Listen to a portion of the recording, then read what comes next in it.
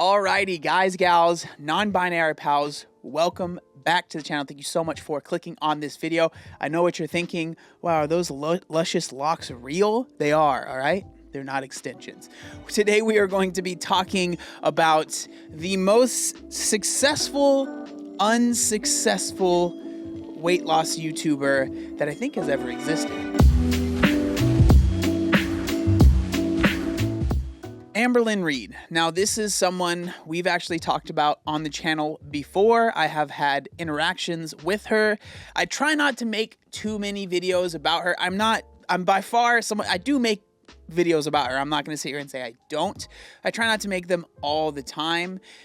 But honestly, like, the reason that I felt compelled to make this video and kind of talk about this is there has been a recent string which, you know, she kind of goes on these, she decides to lose weight and then decides not to lose weight, decides to lose weight and decides not to lose weight. So currently she is on a Weight Watchers trend trying to lose weight, and the recent videos that I have seen, I am just blown away by how little care it seems like there is now in actually wanting to lose weight.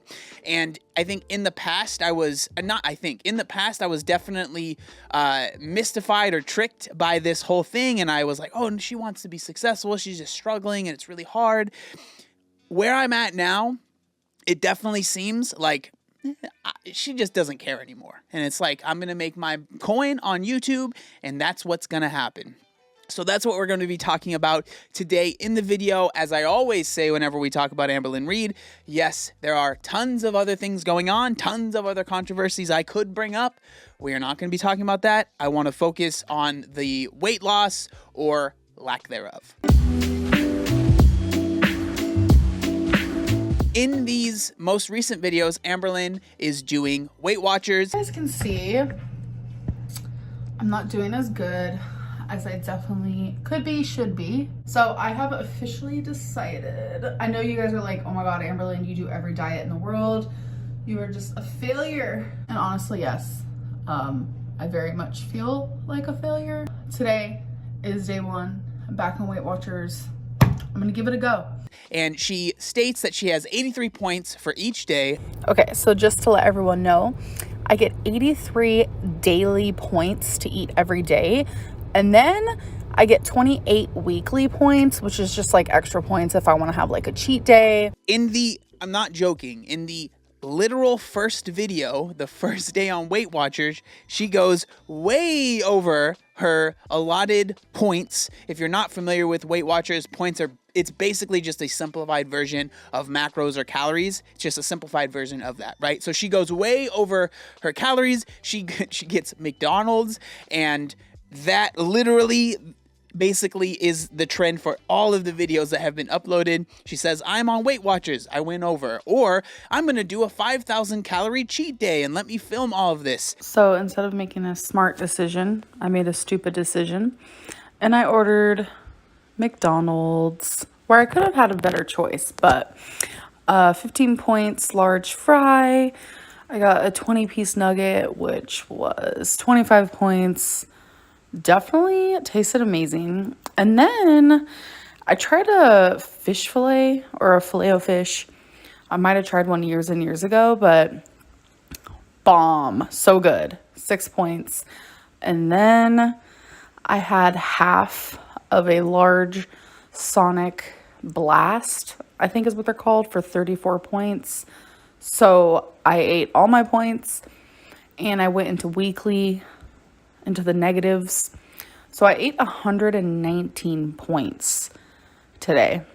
This is someone that supposedly is posting these videos because they want accountability to lose weight, but is also posting videos eating 5,000 calories because they want to be #real and show what they're really doing. So in this video, I want to show you guys what I eat when I'm off track, because I actively woke up today because it is Sunday and I said, you know what? The Lord is telling me to eat what I want and it's his day today.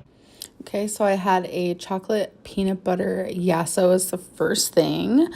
And then I ordered this like open face turkey cheesy onion sandwich, some like cheesy and steak-y fries. Then I got some Starbucks. This is just a chai tea. And I got some of their mandolin cakes. And I was craving a chocolate chip cookie. So the next thing I'm having, if I ever say that I'm off a track, it's probably because I either had one of these, I plan on having one of these. It is a Sonic slushie. I got a large Diet Coke, large curly fry. I got a mac and cheese. Last thing I got is a crispy fish burger. I don't know, it just doesn't seem like it mixes very well. Now in this video, I am definitely being a lot more harsh than I normally am, but honestly, when it comes to Amberlynn, like I've gotten to a point, which I think a lot of her viewers, and it's clear a lot of her viewers have, where it's just like, you're just over it. It's very clear, especially like I'm saying in these most recent videos, it's like the amount of willpower is so small that it's like any tiny mishap. It's like, oh, I dropped that thing on the floor. I'm gonna eat 7,000 calories today now. It's like, it seems like there's zero willpower.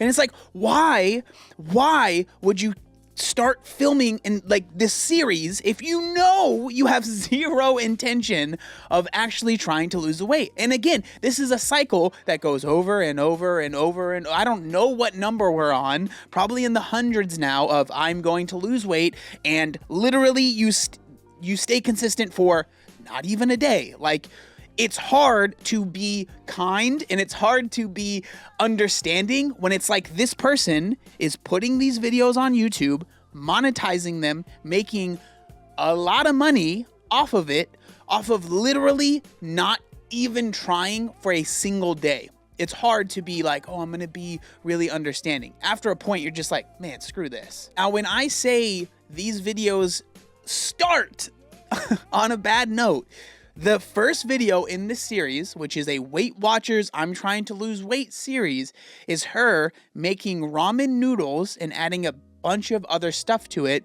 as well as hot Cheetos. And it's like, so I understand that calories are what matters. And I'm definitely a proponent of, you know, calories in, calories out, count your macros. There is no food that is off limits. I definitely believe that.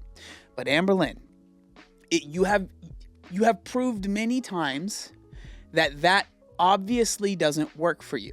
So in my head, what I think should be done, and now I'm actually going to give advice against my better judgment, but what you should do is just focus on quote unquote healthy foods. I know that's a whole thing. People are like, oh, no food is healthy or unhealthy. But do you really think that eating ramen noodles while you're trying to lose weight and hot Cheetos is the best idea for someone that is a self-proclaimed food addict? Do you really think ordering McDonald's is going to help you lose weight when you yourself claim to be a food addict?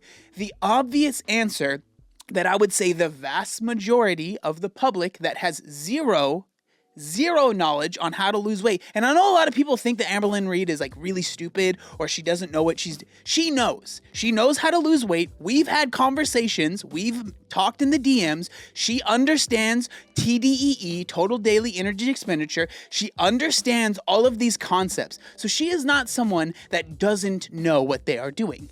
She knows what she's doing. She knows that she could eat McDonald's and lose weight. But clearly, she is someone that doesn't have that willpower to only eat a small amount. And there's nothing wrong with that. There are a lot of people that are in that position. So what do those people do? They don't order McDonald's okay, this is important, on the first day of their new diet. I can understand if it's been 2 weeks and you're like, I've been trying so hard and I just can't do it anymore, which still like sucks, but the first day, I mean, come on, let's be real, not the best choice. Here I want to share my thoughts on the future. Now, I want to make it clear, this is me just speculating, so I can be completely wrong, and I'm okay with that, but this is just off the top of my head.